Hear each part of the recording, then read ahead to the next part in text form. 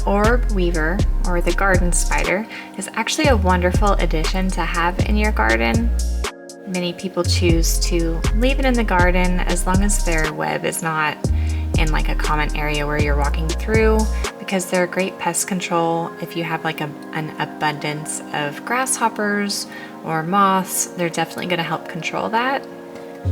They are non-venomous, totally harmless to humans, so it's something if you see one in your garden, even if they have an egg sac and you're worried about, oh man, I'm gonna have spiders all over my yard, they're actually harmless to humans and great to have in your garden. So it's nothing to be afraid of, and just remember that they're part of the natural ecosystem and they belong here too.